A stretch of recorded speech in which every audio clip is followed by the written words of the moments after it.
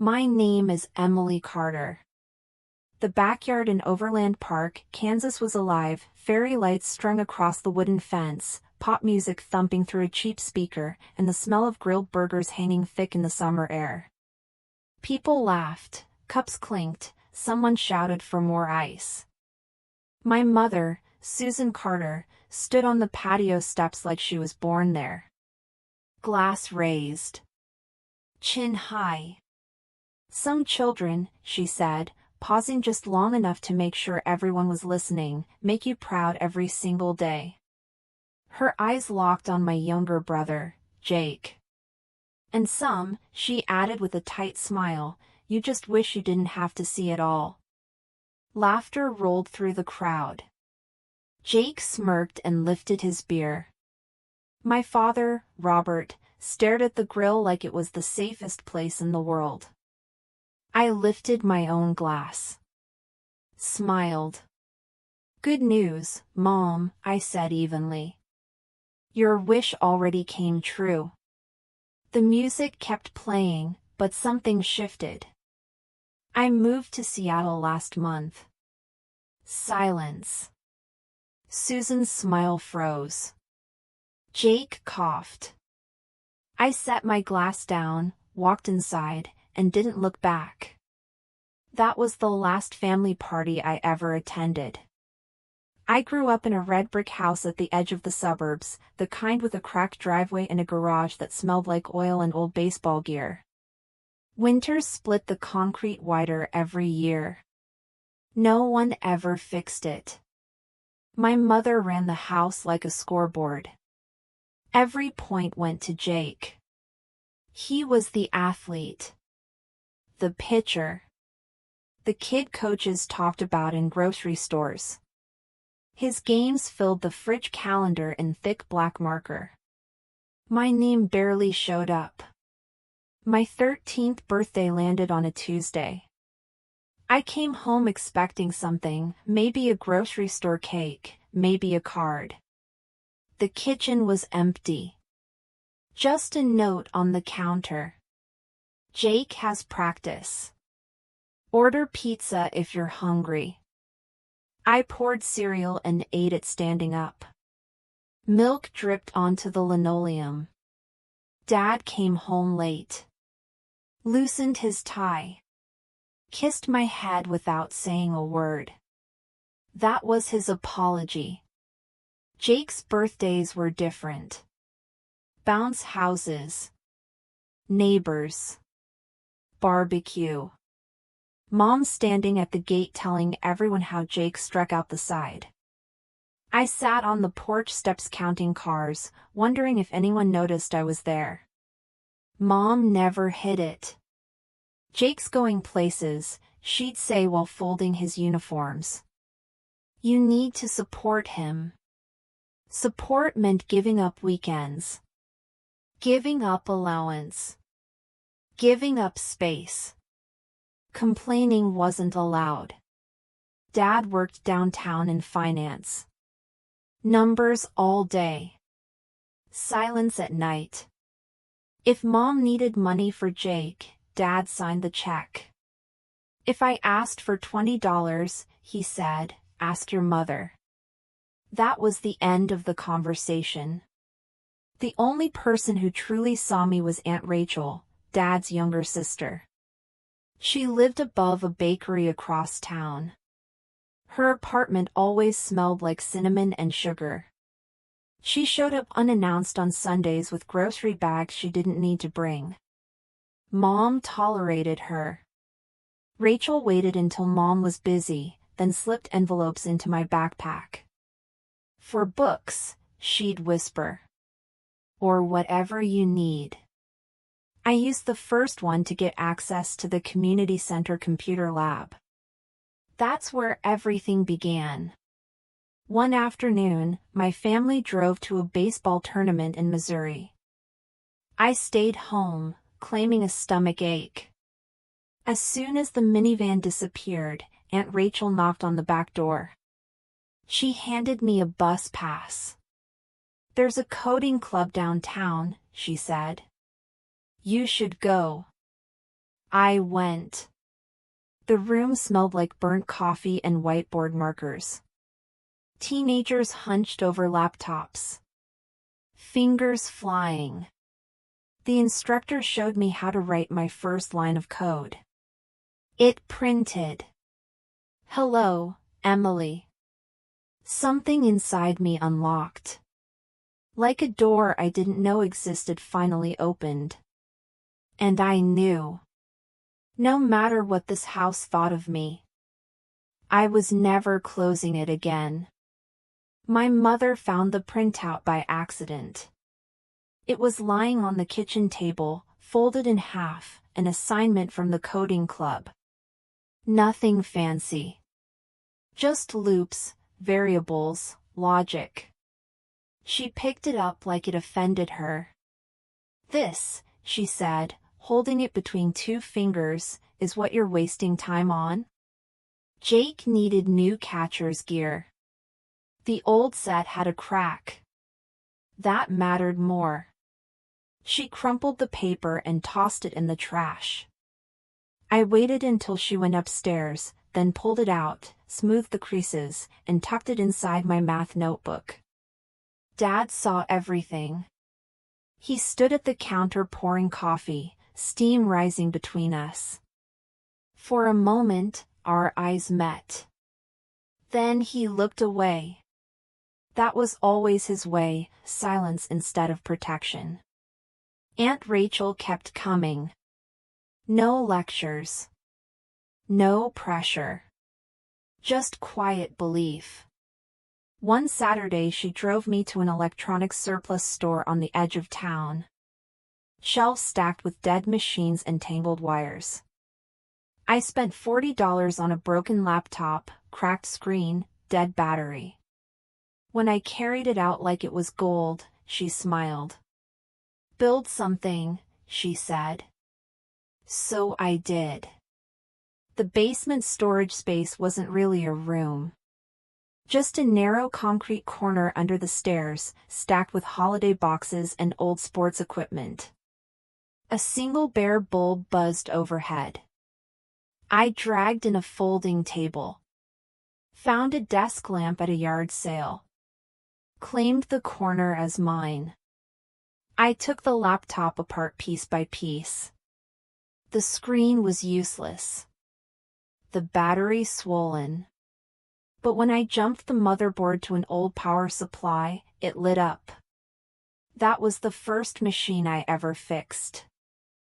I didn't name it. Names felt like promises. Jake made varsity junior year. The local paper ran his photo, mid-throw, glove raised, mom glowing in the background. They framed it and hung it in the hallway, right where my childhood drawings used to be. I passed it every morning with my backpack heavy with library books and Rachel's envelopes.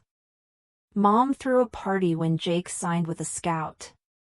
Streamers. Balloons. A cake that said Future Pro in blue icing. I ate my slice alone in the kitchen. Aunt Rachel found me there and slipped another envelope into my hoodie pocket. Keep going, she said quietly. Her voice sounded certain, like she already knew where I was headed. The basement became my world. I checked out thick programming books from the downtown library, Python, Linux basics, networking. The back corner hummed with air conditioning loud enough to block out everything else. I bought a second laptop off Craigslist behind a gas station. Flickering screen. Missing keys. I cleaned the fan with a toothbrush. Swapped parts with scavenged scraps. Learned by breaking things.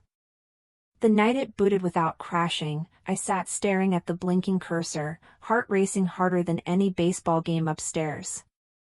Mom found the setup during spring cleaning. What is all this junk? She snapped, kicking a power cord. Jake needs the basement for weights. I didn't argue. I unplugged everything, waited until she left, then rebuilt it deeper in the corner, behind paint cans where the light barely reached. That night, I drilled a tiny hole through the floor and ran an Ethernet cable up to the living room router. Dial-up was gone. This was my lifeline. By sophomore year, the corner hummed constantly. 3 salvaged towers. Box fans zip-tied for cooling. A low growl vibrating through the floor. I hosted a tiny website, just uptime stats. Seeing 99.9% felt better than any report card. Mom complained about the electric bill. Dad paid it without comment. The machine stayed. So did I. I wasn't loud. I wasn't chosen. But I was building something that couldn't be taken away. The house changed after dinner. Not louder. Quieter. My packed boxes started appearing in the hallway, and Mom walked past them like they didn't exist. She scheduled Jake's physical therapy during my shifts at the grocery store, forcing me to beg coworkers for swaps. She forgot to leave the car keys when I had campus forms to submit. Dad drove me to the DMV once to update my state ID. The entire ride, he said nothing. When I asked him to co-sign my dorm paperwork, he stared straight ahead. Ask your mother. That was it. Aunt Rachel showed up unannounced one evening and pulled me into the garage. I heard, she said softly. She pressed a debit card into my palm. 500 loaded. For the flight. Food. Anything. Her eyes didn't waver. You're doing this. I booked the ticket at the public library. Kansas City to Seattle. One way. Red eye. I printed the boarding pass, folded it small, and slid it inside my calculus book. The night before I left, Mom cornered me in the laundry room. If you walk out that door, she said, snapping Jake's jerseys onto hangers, don't expect to come back. No holidays. No emergencies. No help. I met her eyes. I understand. Departure morning was gray and cold. I dragged my duffel and backpack to the curb at 4 a.m. The house stayed dark. A rideshare pulled up. Then another car. Aunt Rachel's old sedan rolled into the driveway. Couldn't let you go alone, she said, wrapping me in a hug. We drove in silence, soft music playing low. At the airport, she waited until I passed security. Text me when you land, she said. I will. The plane lifted as the sun painted the sky pale pink. I pressed my forehead to the window and watched Kansas City shrink, fields, rooftops, baseball diamonds. Mom texted once mid-flight. Jake has a scout dinner tonight. Don't forget to call. I deleted it. Seattle smelled like rain and coffee. Campus felt unreal, brick paths slick with drizzle, buildings older than my parents' marriage. My dorm room was empty except for 2 beds and a desk by the window. I unpacked my laptop first. Same boot screen. Same hum. No more hiding. Reality hit fast. The scholarship covered tuition and housing. Not food. I picked up shifts at a diner off campus, grease, endless coffee, aching feet. At night, I worked at a medical supply warehouse, scanning boxes under buzzing fluorescent lights. Sleep came in pieces. One Thursday shift ran late. A rush order. Forklifts moving too fast. Alarms chirping. I stepped wrong. A pallet tipped. I jumped, slipped, and felt metal slam into my ankle. Pain exploded. I hit the concrete hard. Someone shouted for help. A familiar voice cut through the noise. "Don't move." It was Lucas Reed, a classmate from my algorithms course. He tied his belt above the swelling, steady hands, calm voice. Paramedics arrived fast. Clean fracture. Boot. Crutches. The warehouse fired me a week later. Policy. The diner cut my hours. Rent loomed. Lucas showed up that night with his laptop. "No argument," he said. "We study together."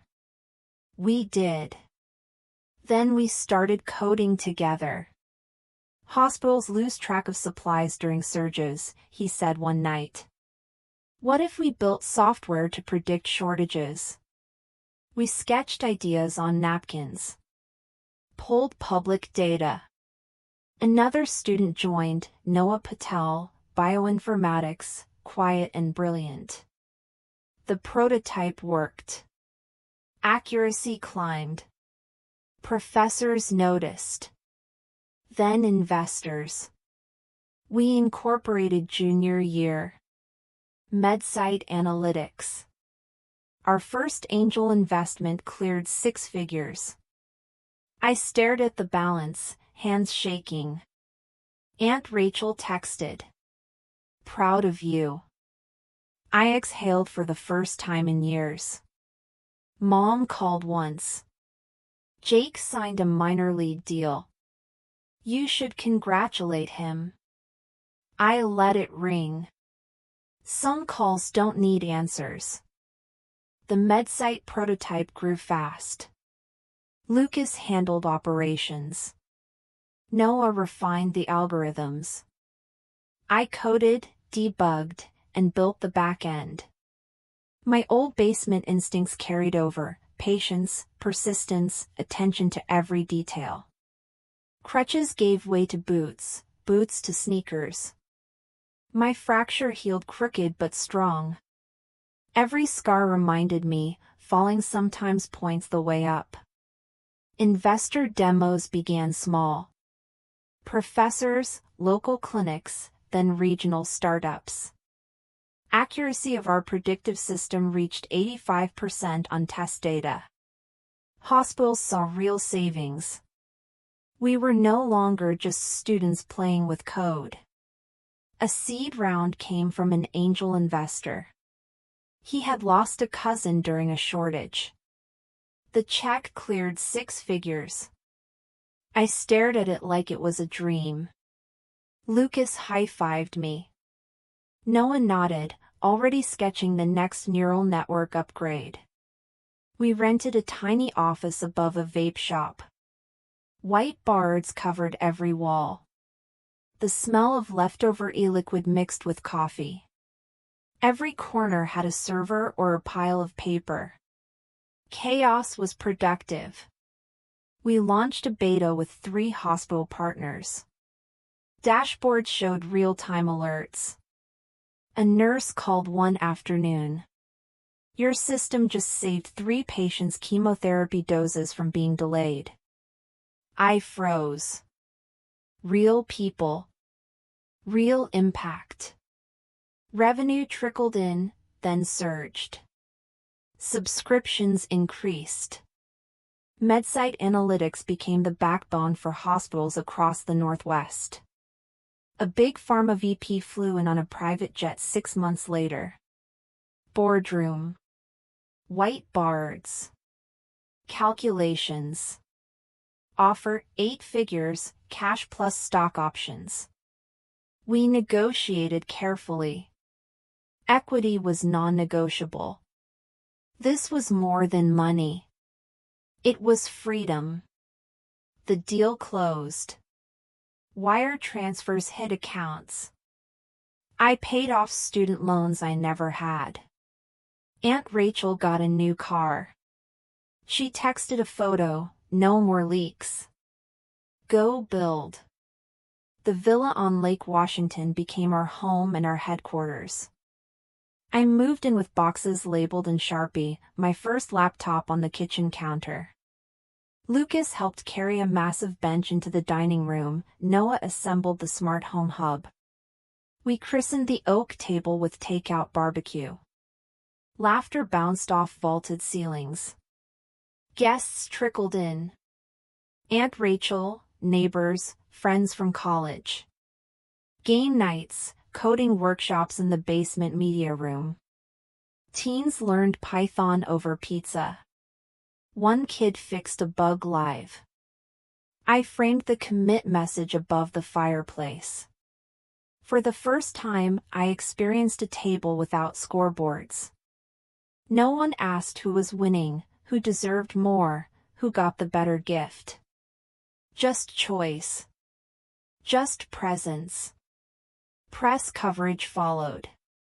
TechCrunch called us the trio turning data into lives saved.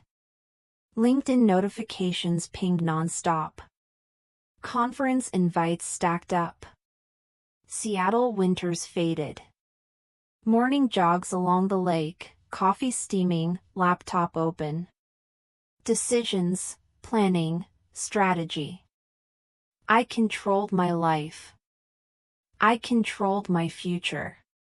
Mom called once from Kansas City, her number blocked, again. Jake needs help. I ignored it. The foundation came next. Using residuals from the acquisition, I created the Carter STEM Fund. Full ride scholarships. Mentorship baked in. Housing support. Emergency funds. Children blocked by family resistance, poverty, or neglect could apply. Aunt Rachel moved closer, just 10 minutes away. Sunday dinners became routine. Laughter, cooking, planning. Kids grew fast. Alumni returned to teach workshops. The table filled every weekend with people who chose to be there. I hosted coding boot camps. Teens who had been invisible in their own homes learned Python, debugging, collaboration. I handed one of them a check personally, just like Aunt Rachel did for me years ago.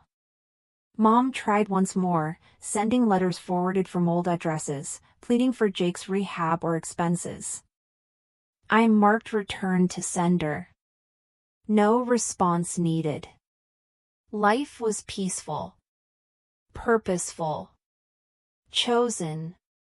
6 years later, a heavy envelope arrived in the mail. Gold foil lettering. Thick cardstock. Mom's 60th birthday invitation. The return address was my old Kansas City home, crossed out neatly, replaced with my Seattle address. Curiosity nudged me. I booked a nonstop flight. Packed light. Landed Friday evening.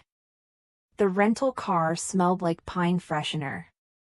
I drove past familiar streets, high school fields, the diner where I'd wiped tables, the cracked driveway of the red brick house. The backyard buzzed. Music thumping. Balloons bobbing. People laughing. Dad spotted me first. Emily, he said, voice flat, giving me a quick hug. Smelled faintly of charcoal. Mom appeared in the doorway. Apron over her dress. Eyes narrowing. You came, she said. No smile. Jake lumbered over, beer gut straining his shirt. Hey, sis, he said, shaking my hand weakly. Heard you're a tech hotshot now. I smiled politely. The party swirled, neighbors, old coaches, relatives I barely recognized. Cake cutting, speeches, Mom's community awards. I stood at the edge, sipping water. Then, the inevitable line. Some children you just wish you didn't have to see every day, but blood keeps you stuck. Laughter rolled. Jake snorted. I walked over to Mom, glass in hand. Your wish came true years ago, I said evenly. Her face tightened. Don't make a scene, she whispered. Just facts, I replied. I threaded through the crowd. Keys already in hand. The drive back to Seattle blurred past, highway lights streaking, radio off. Boarded the plane. Seatbelt clicked. Takeoff. Phone buzzed. Mom's number. Call me. We need to talk. I blocked it midair. Screen went dark. By dawn, Seattle welcomed me. The villa waited, quiet. Lake shimmering outside. 6 years of silence had done their work. Back home, life resumed. Lucas, Noah, and I pushed updates to MedSite. New hospitals signed on. Data dashboards scaled. Emergency response improved. The scar on my ankle throbbed in winter weather, reminder of the struggle that started it all. I updated my emergency contacts. Beneficiary forms. Legal documents. The past stayed buried under balloon strings and cake crumbs. The lake house became headquarters for chosen traditions. Sunday brunches. Game nights. Coding workshops. Alumni visiting. Friends, neighbors, Aunt Rachel. No empty spots for guilt, only for those who showed up. I hosted the first holiday at the oak table. Candles flickering. Plates stacked high. Everyone contributing.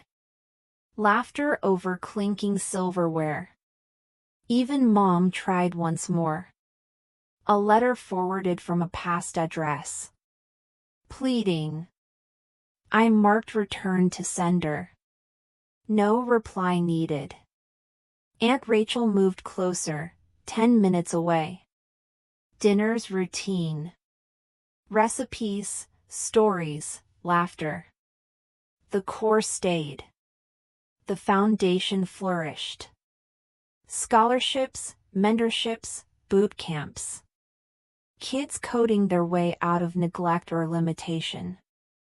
I met the first recipient personally, a girl from rural Missouri. Parents wanted her married at 18. She coded her way out, just like I did. Emails, photos, updates framed above the fireplace next to the TechCrunch award. Every success someone else's life transformed.